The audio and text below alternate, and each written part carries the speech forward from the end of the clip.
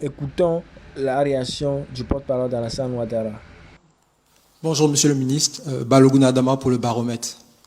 Alors Monsieur le ministre, le 30 janvier dernier, la ministre des Affaires étrangères et de la coopération internationale a convoqué l'ambassadrice du Niger en Côte d'Ivoire suite aux accusations jugées graves du président nigérien contre la Côte d'Ivoire. Le gouvernement ivoirien a fait savoir qu'il attend la réaction de Niamey. Est-ce que cette réaction est arrivée? Sinon, quelle suite le gouvernement entend donner à cette affaire? Aussi, ces accusations ne sont pas nouvelles du côté de l'AES. Qu'est-ce qui explique cette fois cette démarche diplomatique ivoirienne? Merci. Merci. Son Excellence, Madame le ministre d'État, ministre des Affaires étrangères, a effectivement reçu Madame l'ambassadeur du Niger pour lui exprimer une vive protestation. Un courrier de protestation a été également adressé. À ce jour, nous sommes en attente donc de la réponse à ce courrier. Oui, vous avez raison que ce n'est pas des accusations nouvelles de la part de l'AES. À ce jour, nous attendons les preuves de toutes les autres accusations. Je serais tenté de ne pas faire plus de commentaires, étant entendu que l'État islamique du Grand Sahel a revendiqué cet attentat pour lequel, de façon grotesque, la Côte d'Ivoire et d'autres pays ont été accusés. Pourquoi cette réaction? Elle est très simple. Jusqu'à ce jour, ces pays de l'AES qui accusaient la Côte d'Ivoire n'ont jamais mêlé le nom du chef de l'État à leurs accusations fantaisistes. Nous refusons, de quelque façon que ce soit, que l'image de celui qui incarne notre pays soit brocadée. Tant que c'est une accusation globale du pays, nous avons estimé qu'il n'y avait pas de réponse à donner, étant entendu que le pays n'avait, rien à se reprocher, et que ceux qui portaient ces accusations n'ont jamais fourni aucune preuve. Mais ici, pour ceux en tout cas qui ont entendu ces accusations, le nom du chef de l'État a été mêlé à cela, ce que nous, Ivoiriens, respectueux de notre président, nous refusons. D'où cette réaction, parce que l'acte d'accusation a été différent. Pour la suite, nous attendons la réaction.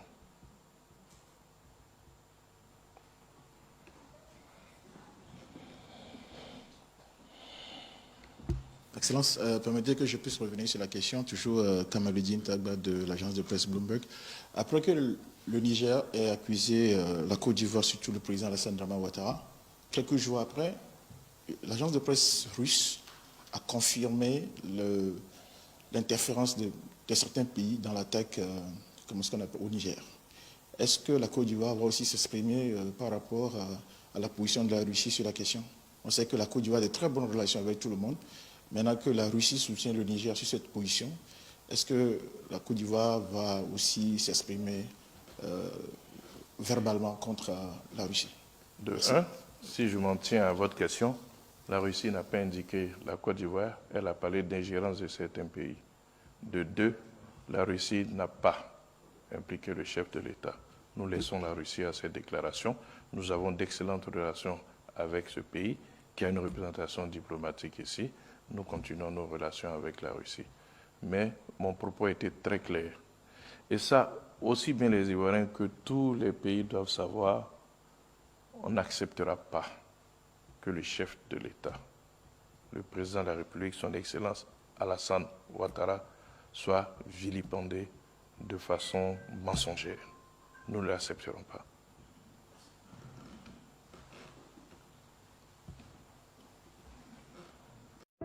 Famille, je vous salue. Le ministre porte-parole du gouvernement ivoirien a fait une déclaration sur l'attaque terroriste faite par les mercenaires au Niger. Selon lui, les déclarations et les accusations du président nigérien Abdourahmane Tiani sont infondées. Et il dit qu'ils ont même interpellé l'ambassadrice du Niger installée en Côte d'Ivoire et qu'ils attendent les réponses des autorités nigériennes. Selon lui, le nom du président Alassane Ouattara ne devrait pas être associé aux mercenaires qui ont attaqué le Niger. Les amis, il dit encore, je cite, que si les terroristes étaient cachés dans l'avion Air Côte d'Ivoire, ce n'est pas la faute du chef de l'État. Voilà ce que dit le ministre porte-parole du gouvernement ivoirien. Je répète encore, il dit, je cite, si les terroristes étaient cachés dans l'avion Air Côte d'Ivoire, ce n'est pas la faute du président Alassane Ouattara. Famille, ça sort de la bouche du porte-parole du gouvernement ivoirien. Ici, une personne intelligente qui cherche la vérité doit se poser des questions. Mais comment le ministre porte-parole du gouvernement ivoirien a su que les mercenaires qui ont attaqué le Niger étaient cachés dans l'avion Air Côte d'Ivoire? Comment l'as-tu su? Monsieur le ministre, comment tu le sais? Explique-nous. Parce que ni le président Abdourahmane Tiani n'a dit ça, ni les autorités nigériennes, ni les autorités AESiennes. Personne n'a dit ça. C'est monsieur le ministre porte-parole du gouvernement ivoirien qui vient de nous le dire. Il dit que si les terroristes étaient cachés dans l'avion Air Côte d'Ivoire, nous savons bien que l'avion Air Côte d'Ivoire était présent sur la piste, c'est-à-dire dans l'aéroport, avec d'autres avions bien sûr. Mais ce n'était pas le seul avion. Mais comment toi tu sais qu'ils étaient dans Air Côte d'Ivoire et que cela n'est pas la faute d'Alassane Dramane Ouattara? La vérité est en train de sortir de la bouche de l'ennemi. Famille, c'est ici que vous devez comprendre que monsieur le ministre porte-parole en sait quelque chose. Ces gens-là, c'est leur coup. Ça a échoué, ça a échoué. Donc, c'est la vérité qui est sortie de sa bouche, mais il n'a pas fait exprès, quoi. La vérité a fuité de sa bouche. Comment toi tu sais que les mercenaires là étaient dans l'avion Air Côte d'Ivoire, alors que ce n'était pas le seul avion? Il y avait les avions de la compagnie Sky. Ils étaient là, deux avions même ont été touchés de la compagnie Sky. Et un avion de la compagnie Air Côte d'Ivoire. Mais comment toi tu sais qu'ils étaient dans Air Côte d'Ivoire? Monsieur le ministre, ça veut dire que tu en sais quelque chose. Ça veut dire que vous en savez quelque chose. Ou bien c'était votre complot. Soyons véridiques. Soyons véridiques. Les amis, ici, est-ce que ça ne vous rappelle pas quelque chose? Ce même scénario s'est déjà produit au Mali. Avec l'affaire des 49 mercenaires. Les 49 mercenaires ivoiriens qui ont été arrêtés au Mali. Ça s'est produit de la même façon. Est-ce une coïncidence? Je ne le pense pas. Ça, c'est pas une coïncidence. Mais ces 49 mercenaires, lorsqu'ils sont descendus au Mali, ils ont été pris par les autorités maliennes. Pas comme au Niger où ils ont eu le temps d'attaquer l'aéroport, les aéronefs et puis l'uranium caché.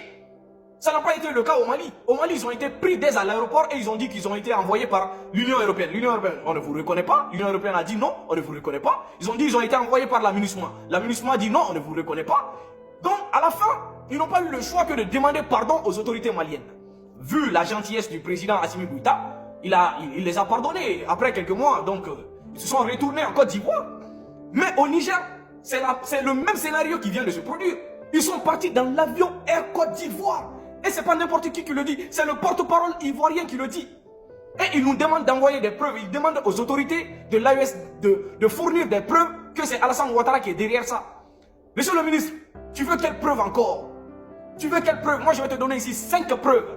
Je ne fais pas partie des autorités maliennes, mais je vais te donner 5 preuves que moi-même j'ai. Les 5 preuves là, la première est, les gens qui ont été arrêtés au Niger, c'est-à-dire les mercenaires qui ont été arrêtés, ils ont parlé. Ils ont expliqué comment ils sont venus, pourquoi ils étaient là et comment ils ont préparé l'attaque, qui les a envoyés et combien ils ont été payés. Ils ont tout dit. Ils ont donné toutes les informations. Donc ça c'est une preuve. Et c'est eux qui ont donné le nom d'Alassane Ouattara, Patrice Talon et Emmanuel Macron. C'est eux. Ça c'est de 1. De 2, il y a eu l'extradition de Damiba, l'ancien président du Burkina. Voilà, ce voyou-là a été extradé du Togo vers le Burkina. Damiba aussi a parlé. Il a dit qu'il a reçu combien de millions de la part des autorités ivoiriennes pour préparer le coup d'État au Burkina. Il a même donné beaucoup d'argent aux proches du capitaine Ibrahim Traoré. Et d'où venaient ces financements? De la France et de la Côte d'Ivoire. Damiba aussi a parlé. Et après Damiba aussi, le téléphone de Damiba aussi a parlé. Parce qu'il y a des choses que Damiba refusait de dire qui ont été vues dans son téléphone. Il y a des appels, il y a des enregistrements, il y a des transferts d'argent, il y a beaucoup de choses dans le téléphone. Il y a des noms qui ont fuité là-bas. Ça, c'est une deuxième preuve qui est là, monsieur le ministre. De 3, le vocal entre Alassane Dramane Ouattara et l'ancien ministre Boubou Cissé, l'ancien ministre malien Boubou Cissé. Je pense que, monsieur le ministre, vous avez déjà écouté ce vocal. Alassane Dramane Ouattara est bel et bien derrière la déstabilisation des pays de l'AES. Monsieur le ministre, ne joue pas voilà, les innocents, quoi. On vous connaît. Ce vocal, s'il y a des gens ici qui n'ont jamais écouté ce vocal, allez-y même sur TikTok ou partout où vous voulez, écrivez l'enregistrement d'appel entre Alassane Ouattara et l'ancien ministre Boubou Cissé. Vous allez écouter. Vous allez écouter. C'est pas de l'IA, hein. C'est pas les comédiens qui imitent. Non. C'est appel entre Alassane Ouattara et Boubou Cissé, l'ancien ministre. Écoutez ça aussi. Vous allez comprendre qui est Alassane Ouattara. Pourquoi il s'ingère tellement dans les affaires des pays de l'AES. De 3, de 4, monsieur le ministre. Alassane Ouattara avait dit qu'il va fournir un bataillon pour attaquer le Niger d'Abdourahmane Tiani. Il l'avait dit, il ne l'a pas caché. Et dans ça, après que le Mali et le Burkina se sont mis devant pour dire celui qui touche au Niger a touché le Mali et le Burkina. Et ça serait une déclaration de guerre contre nos deux pays.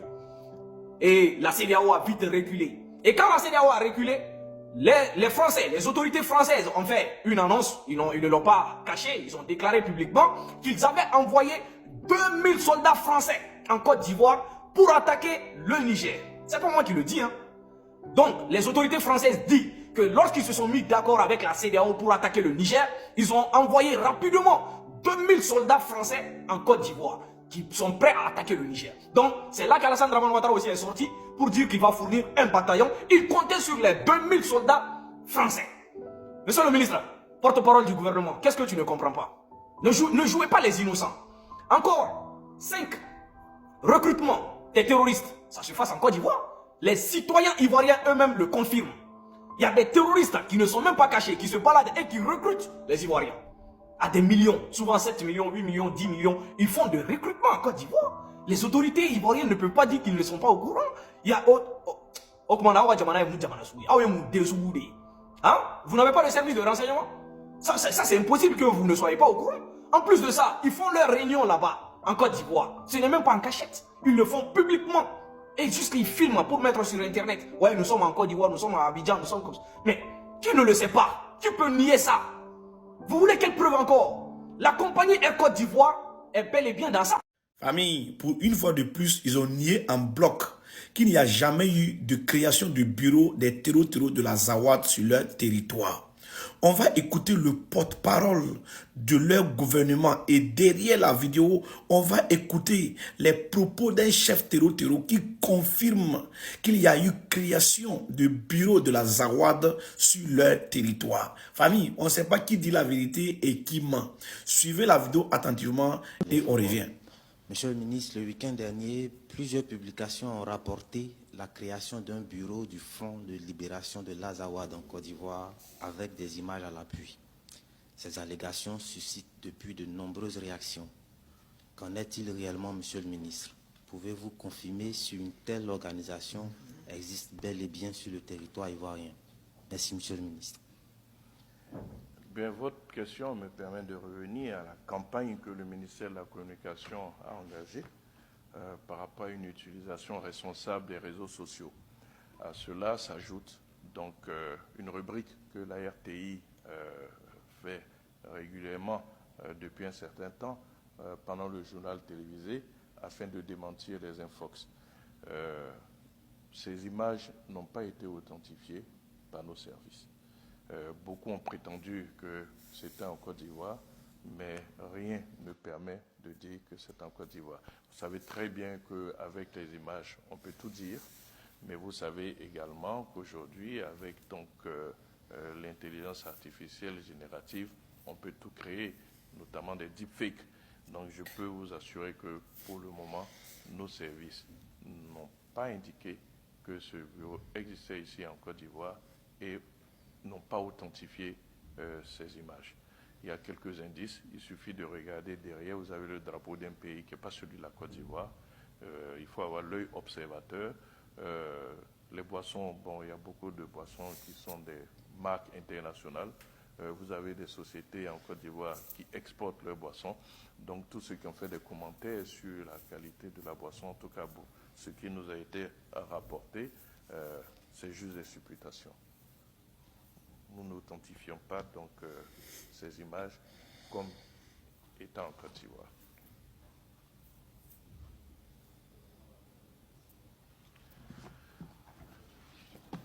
Merci et puis... Famille, maintenant nous allons écouter les propos du chef Tero qui vient de confirmer qu'il y a eu création de bureaux sur le territoire voisin. Écoutez attentivement et partagez au maximum parce qu'on ne sait pas qui dit la vérité ou qui ment. Voilà ça. Comprendre ce qui a été dit dans la vidéo de la fameuse vidéo qui a circulé hier contre la Côte d'Ivoire, qui a été utilisée par le propagandiste de l'AES contre la Côte d'Ivoire. Écoutons et on va expliquer mot par mot.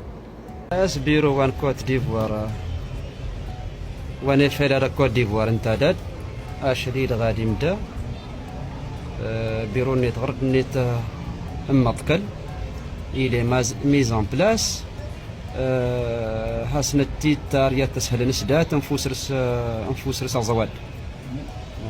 السلام عليكم ورحمه الله. Maintenant, on a tous regardé la vidéo du début jusqu'à la fin. Mais beaucoup des Sahaliens, et surtout en Côte d'Ivoire, on ne connaît pas cette langue. La personne qui parle dans cette vidéo parle la langue tamashek. La langue tamashek, c'est une dialecte parlée en Azawad. Et on va expliquer ce qui a été dit dans la vidéo. Il a précisé, il dit ceci: nous, on a mis en place un bureau de la Zawad en Côte d'Ivoire pour représenter les populations azawadiennes qui vivent en Côte d'Ivoire. Rien de plus. C'est tout ce qu'il a dit dans cette vidéo. C'est-à-dire la vidéo a été faite pour annoncer l'ouverture d'un bureau de la Zawad en Côte d'Ivoire qui sera représentant qui est composé de représentants de populations azawadiennes qui vivent en Côte d'Ivoire, tout simplement. Donc, pour mieux comprendre... Idiot! Faut t'asseoir là-bas, il va te parler. Asseyez-vous sur vos fesses là, je vais vous parler. Idiot! Regardez-moi ce Nigérien, ce fils de l'AUS, là, fils de pute. Moi, je t'ai appelé sur mon direct. Je t'ai appelé sur mon direct. Quand je vais monter, je vous appelle ici. Écoutez, je vais vous parler de ce qui s'est passé chez vous là. C'est ça, je vous explique. Vos cœurs sont gros. Vous allez rester là, je vais vous parler. Personne ne va monter ici. Vous allez rester là, je vais vous parler. Bien, oui. Bazoum a été arrêté parce qu'il a réussi avec le terrorisme. Il a réussi, il a compris que son armée n'arrivait pas.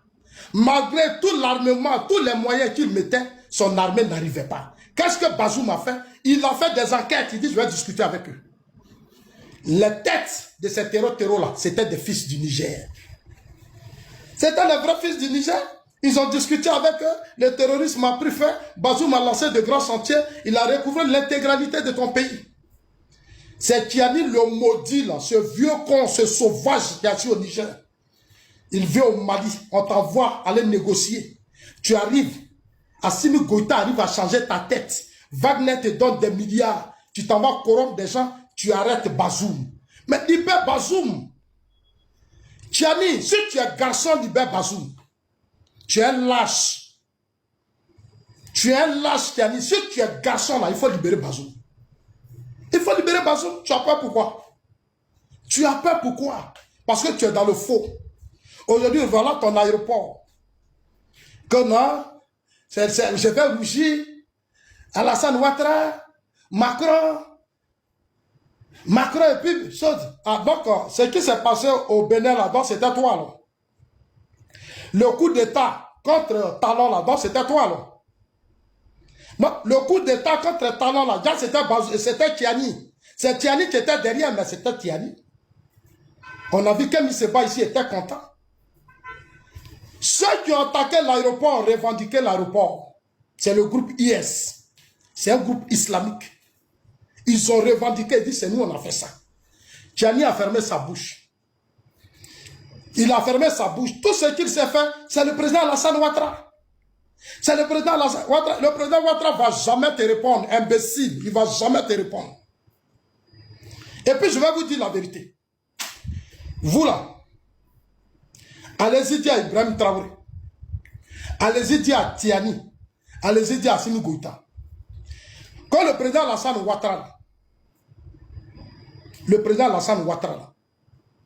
jour où il va s'énerver, vous allez quitter la tête de l'AUS. Moi, je vous dis ça. Le président Ouattara ne s'est pas encore impliqué dans votre affaire. Hein? Il ne s'est pas encore impliqué. Mais le jour où il en aura marre, vous allez quitter la tête de l'AUS. Moi, je vous dis ça. La France, là, Macron, CEDEAO, ensemble, ils vont vous dégager, puis il n'y a rien. Poutine ne va rien faire. Poutine ne va rien faire. Aïe. Poutine ne va rien faire. Ce sont les intérêts. Macron, sur les peut se lever pour leur dire, regarde, tu leur as donné le Niger, regarde ce qui se passe, regarde l'AES. Où est la sécurité? Vous pensez que les Blancs, là, pour s'entendre, ils ont problème? Ils n'ont aucun problème. Mais ils vont les dégager dans peu de temps. Je vous le jure, ils vont partir. Ils sont en train de chercher des voies. Ils sont en train de jouer. Tous ces injures, attaques contre le président de la CEDEAO, contre le président Alassane Ouattara, sont des signes d'échec. Ça veut dire qu'ils ont échoué. Ils ont échoué, donc ils sont dans la manipulation, dans la propagande, dans les injures, des soulards comme ça. Ibrahim Traoré, c'est un soulard. Assimi Goïta, c'est un soulard. Tiani, c'est un soulard. C'est des buveurs, ceux-là. Des drogués comme ça à la tête de vos États. On vous parle et vous êtes là. On attend de faire route. Souveraineté. Et vos pouchis sont surveillés par Wagner. C'est ça la base souveraineté. Souveraineté. Et vos soldats sont protégés par Wagner. C'est pas ça la souveraineté. C'est de l'idiotie.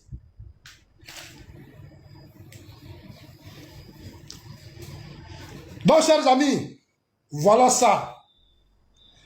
Il n'y a pas de taureau dans l'AUS. C'est des fils du Mali, du Niger, de Burkina qui se battent. Vos militaires sont incompétents. Ils n'arrivent même pas à les désarmer. Vous n'arrivez pas à les désarmer. Aujourd'hui, là, le président Ouattara ne parle pas. Regardez vos pays. Vous souffrez. Vos opérateurs économiques ici, là, si le président Ouattara ferme, là, vous allez avoir quoi? Votre ambassade, là, c'est pas là, l'argent passe, puis ça va. Les Nigériens qui mendient ici, vos parents sont versés dans les rues. Vous arrivez ici, c'est les Burkinabés, les Maliens, ceux qui sont dans les rues en train de mendier. Ils sont au Sénégal, ils sont partout en train de mendier. Un pays, vous n'avez pas honte. Les gars, la vidéo est bloquée, hein, s'il vous plaît, tapotez. On écoute le porte-parole du gouvernement ivoirien. Ça sera choquant, mais on écoute, on écoute.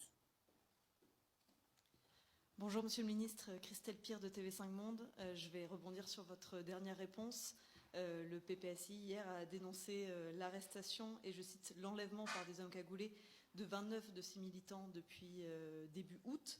Le parti de l'ancien président Laurent Gbagbo dénonce, je cite, une intimidation, une dérive grave dans la vie politique ivoirienne avec des arrestations à cause d'opinions politiques. Qu'est-ce que vous répondez à ces accusations, s'il vous plaît? Merci. Heureusement que nous sommes un État de droit, sinon on aurait eu 29 cadavres dans les rues.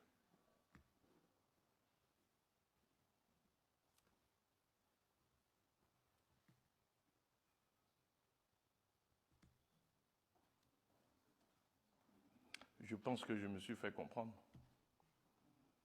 Toutes ces personnes sont dans les mains de la justice. Elles sont en train de suivre des procédures. Si elles n'avaient pas commis de délit, elles n'auraient pas été arrêtées. Et oui, vous avez très bien entendu. Lui, c'est le ministre de la communication en Côte d'Ivoire, porte-parole en même temps du gouvernement ivoirien. À chaque fois qu'on lui on lui pose des questions, les opposants disent que ils ont des personnes qui ont été arrêtées chez eux, tout. Il dit toujours que si c'était l'ancien gouvernement, on allait les trouver morts, on allait les retrouver morts. Non. Moi, j'aimerais poser une question à ce ministre-là. J'ai dit, monsieur le ministre, soi-disant porte-parole, parce que porte-parole ne parle pas comme ça. Un gouvernement, en plus, d'un pays comme la Côte d'Ivoire, ne parle pas comme ça. Soi-disant porte-parole, monsieur le ministre, j'ai dit, vos réponses là, c'est en concurrence avec l'ancien gouvernement. Mais vous êtes venu au pouvoir là, vous êtes venu là, c'est pourquoi. Vous et votre parti, le RHDP. Quand vous aviez fait une rébellion pour venir au pouvoir, parce que vous n'êtes pas venu me dire que c'est pas vous. Vous n'allez pas venir, je ne suis pas né de la dernière pluie. Quand vous êtes venu au pouvoir là, c'est pourquoi. Expliquez-nous. C'est pas pour faire mieux que l'ancien pouvoir, ou bien c'est pour venir vous comparer à eux. Parce qu'à chaque fois on vous dit quelque chose, vous comparez à eux, mais il y a quelque chose que nous on a remarqué. Vous parlez de justice. Déjà, les raisons de l'arrestation de Alino Faso jusqu'à actuellement, vous avez parlé de suicide. Pendant que vous avez parlé de trucs de suicide, pendant que nous on sait que vous l'avez assassiné là. C'est à quel niveau? Les preuves de l'arrestation d'Alino depuis janvier jusqu'à ce que vous le tuiez là, c'est à quel niveau? L'arrestation des Zigué jusqu'à vous êtes parti l'arrêter, jusqu'à voler chez lui. Parce que vous dites tout est dans de la justice, il y a des justice, non. Justice là permet qu'on peut arrêter les gens jusqu'à aller piller chez eux.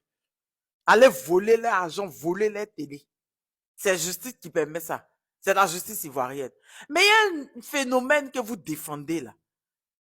Que nous, on retrouve ça dans les années passées.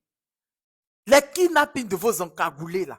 Aller kidnapper les gens, aller les mettre quelque part, les torturer, non, après aller les déposer qu'on supplie, aller les mettre à la makala. C'était la même méthode que l'escargot de la mort. Avant, que vous avez accusé l'ancien gouvernement, mais c'est les mêmes méthodes. Dites-nous, c'est vous encore ou bien on a qu'à lever les mains comme les mains de Guy Robert. Hein? Mais c'est la même méthode. Vous parlez tout le temps de justice, mais c'est chez vous là.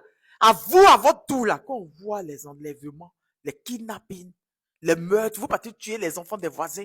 Et quand on parle, vous trouvez qu'on déteste. Mais vous êtes toujours vous comparez. Si c'était l'ancien gouvernement, on allait les retrouver dehors. Mais pour vous là, c'est pire.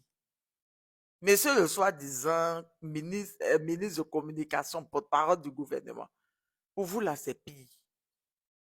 L'ancien là, que vous dites qu'ils ont fait la même, c'est les mêmes méthodes que vous voyez si ce n'était pas vous-même qui étiez là-bas, mais moi, tu as fait ça. Maintenant, vos méthodes de maintenant là, de vouloir museler la population ivoirienne là, en allant les kidnapper. On parle de kidnapper, on peut enlever les gens chez eux, aller voler même les caleçons, aller voler les télé. Quand on parle de ça, si c'était l'ancien gouvernement, allez les retirer mort. Vous n'avez pas d'argument, fermez vos gueules. Fermez-la. Vous êtes pire. Vous êtes pire. Vous mettez les Ivoiriens dans une terreur, mais c'est fini. Je répète. Monsieur le ministre, c'est fini. Les Ivoiriens n'ont plus peur de vous. Plus, c'est fini ça. Et non, c'était avant, elle était pendant que vous faites pire. Vous êtes parti qu'à tuer l'enfant des voisins. Vous avez trouvé justification de ça là déjà. N'importe quoi.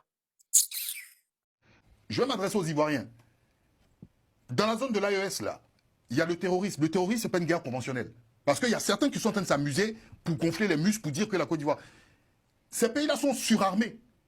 Allez regarder le dernier classement de Global Fire Army. Vous allez voir. Ces 3 pays font partie des 5 pays de la zone UEMOA les plus armés. La Côte d'Ivoire en 2e place. La Côte d'Ivoire, c'est 322 463 km. Et pour la première fois, le Mali a dépassé la Côte d'Ivoire. Ils sont premiers. En Côte d'Ivoire, quand il y a eu la crise en 2002, vous avez vu certains Ivoiriens aussi indexer la communauté burkinabé. Et certains partis politiques prennent parti pour la communauté burkinabé. C'est le parti qui est actuellement au pouvoir. Ce sont eux, ceux qui sont actuellement au pouvoir. Donc, de toute façon, aujourd'hui, on manipule. C'est de la manipulation, tout simplement. Vous savez, notre pays, en fait, la Côte d'Ivoire est un pays qui est quand même étrange. Quand on est d'un bord dans l'opposition, quand on est au pouvoir, par moment, on a l'impression que, voilà, on se sent plus patriote que les uns que les autres. Les gens dont vous traitez d'idiots, là, ils ne sont pas levés comme ça pour parler. Parce qu'en Côte d'Ivoire, il y a des gens, quand ils toussent, on n'aime pas la direction de leur toux. Automatiquement, on les interpelle. Mais ces gens-là, ils font la pluie et le beau temps. Ils ont fait 2 communiqués en 3 jours. Est-ce que vous avez vu qu'on les a interpellés? C'est ce qu'on dit, là. On ne les a pas interpellés. Alors, pourtant, on est dans un état de droit. Le procureur martèle ici que quand on agit de façon indirecte, ou quand on tient des propos même qui appellent à la haine, automatiquement, on se fait interpeller. Ou bien ces personnes ont un parapluie de protection. C'est de l'hypocrisie, il faut qu'on soit franc. En Côte d'Ivoire, on est hypocrite. En fait, ceux-là, ce sont des gens qui sont en fait certainement, qui ont certainement l'assentiment des gens qui gouvernent en Côte d'Ivoire, c'est tout. Il faut arrêter. C'est ce qu'ils appellent la propagande. Parce qu'en Côte d'Ivoire, quand on tient des propos qui ne vont même pas dans le sens de l'État, c'est-à-dire tout ce qui concerne la Côte d'Ivoire, M. Ouattara et tout son système, on dit soit on est populiste, on est putschiste ou on est propagandiste. C'est la propagande, c'est tout. Mais c'est qu'aujourd'hui, on est dans un contexte qui est différent des années passées. À l'époque, c'est ce qu'il disait de Charles Blé Goudé. C'était un populiste. Parce qu'il tenait des propos de souverainisme. Il parlait de Thomas Sankara. Bon, les choses ont changé aujourd'hui. Il n'aime pas trop Thomas Sankara parce qu'il a fait un coup d'État. Mais à l'époque, quand on parlait de souveraineté, on parlait du peuple noir, de se lever et tout, on disait Charles Blé Goudé était le populiste, le propagandiste. Donc c'est la même histoire. Pour revenir sur un point qui est important, on nous parle d'influence. Monsieur Nick Checker était hier à Bamako. Monsieur Nick Checker, allez regarder qui est Nick Checker. Nick Checker, c'est américain. Voilà, américain, secrétaire d'État. Il travaille au niveau du secrétaire d'État des Affaires étrangères pour aller renouer des liens avec Bamako. Eh oui. D'accord? Quand on parle de guerre d'influence, moi franchement je ne sais pas ce qu'on appelle une guerre d'influence. Aujourd'hui, on est dans un système qui est en décrépitude. C'est-à-dire le système français est complètement en train de s'effondrer. Et ce n'est pas nous qui le disons. Je pense qu'il y a des confrères comme Antoine Glaser, tout le monde le dit, tout le monde le reconnaît. Aujourd'hui, les seuls bastions, le seul pilier, je l'ai dit ici quand j'ai parlé de M. Yves Tréa, on dit Yves Tréa n'est pas ivoirien. Oui, non, mais parce que c'est un journaliste aussi, c'est un confrère du Figaro. Et je lui transmets mes salutations. Yves Tréa n'est pas ivoirien. Non, on dit que Yves Tréa ne concerne pas l'affaire de la Côte d'Ivoire. Alors non, parce que... Ici, ne dis pas des choses. Non, mais... tu parles, un débit de parole rapide. Qui t'a dit sur ce plateau ici que Yves Tréa n'est pas ivoirien? Attendez que je termine, s'il vous plaît. Oui, termine, ça va passer à voilà, parce que c'est même pas quelque chose d'extraordinaire. Parce que j'ai donné d'échanger ici. Non, non, attendez. Laissez-moi... Non, mais laissez-moi... Non, il n'y a rien même de malhonnête. C'est pas honnête. Qui a dit sur ce plateau que Yves Tréa n'est pas ivoirien? Je peux répondre. Je peux répondre. Je sais poser la question. Alors, j'ai relevé le nom de M. Yves Tréa ici lors d'un débat, d'accord, pendant le débat présidentiel, où je disais que M. Yves Tréa, directeur du Figaro, qui a intervenu sur une chaîne télé, qui disait que si la France perd la Côte d'Ivoire, et vous, Monsieur le Président, vous avez dit, on ne parle pas de M. Yves Tréa ici, il n'y a pas d'influence sur la Côte d'Ivoire. Donc je reviens pour dire... Non. Si, non. Pourquoi je dis soyons honnêtes? Mais je vais terminer. Mais je vais terminer. Je vais terminer. C'est dangereux ce qu'il fait. C'est dangereux. Dites-nous, vous avez dit quoi ce jour? Vous avez dit quoi? Il a posé la réflexion de Yves Tréa comme la réflexion. Ce que Yves Tréa a dit, ce qu'il a dit là, c'est ça qui est la vérité. On ne peut pas aller au-delà. Voilà ce que j'ai dit. J'ai dit, ok, Yves Tréa a parlé, Magister Dixit, taisons-nous. Alors, pour que je puisse chuter... Cela veut dire quoi? Pour que je puisse chuter, pardon. Ok, président, merci pour la clarification. Alors, de toute façon, les gens, comme ils aiment la bande à Carlyle, ils reviendront sur les précédents épisodes et puis ils vont nous répondre. Alors, maintenant, je suis en train de dire quelque chose qui est très important. D'accord? Aujourd'hui, Abidjan reste le socle. Abidjan est le socle. Ce qu'on n'ose pas dire, Abidjan est le socle. Effectivement, Norbert parlait d'une transposition du conflit en fait, entre la Russie et l'Ukraine. Mais Abidjan est le socle, d'accord, de cette représentativité-là du bloc de l'Ouest. Que l'on veuille ou pas. Il y a certains Ivoiriens qui tournent autour du pot. Hein. C'est ça, c'est simplement ça. Et on l'a connu depuis Houphouët-Boigny. On est dans une prorogation. Celui actuellement qui reste l'élément clé, c'est Alassane Ouattara. Et c'est lui, je me rappelle quand il y avait le putsch à Niamey, il n'était même pas mandaté, c'était le premier qui allait faire un discours pour dire qu'il allait détacher un bataillon. Ouais. Après, les autres, qu'est-ce qu'ils ont fait? Ils se sont déculottés. Donc, M. Ouattara, je le dis et je l'ai toujours dit, protège leurs intérêts. Même les présidentielles, là, vous n'avez pas entendu les gens parler parce que c'est lui qui protège leurs intérêts. Maintenant, aujourd'hui, on est dans un conflit qui est en train de prendre une autre proportion. Et moi, personnellement, ça ne me fait pas rire, ça ne m'amuse pas. Je vais m'adresser aux Ivoiriens. Dans la zone de l'AES, là, il y a le terrorisme. Le terrorisme, ce n'est pas une guerre conventionnelle. Parce qu'il y a certains qui sont en train de s'amuser pour gonfler les muscles, pour dire que la Côte d'Ivoire... Ces pays-là sont surarmés. Allez regarder le dernier classement de Global Fire Army. Vous allez voir. Ces 3 pays font partie des 5 pays de la zone UEMOA les plus armés. La Côte d'Ivoire en 2e place. La Côte d'Ivoire, c'est 322 463 km. Et pour la première fois, le Mali a dépassé la Côte d'Ivoire. Ils sont premiers. Vous pensez que la France, demain, s'il y a un conflit ouvert entre la Côte d'Ivoire, vous pensez que la France, ils vont mener la moitié de l'armée là-bas? Je pense que la plupart des gens, des analystes qui parlent, qui sont en train de dire des choses, ils vont changer des discours. Ouais. Je ne pourrais pas chuter.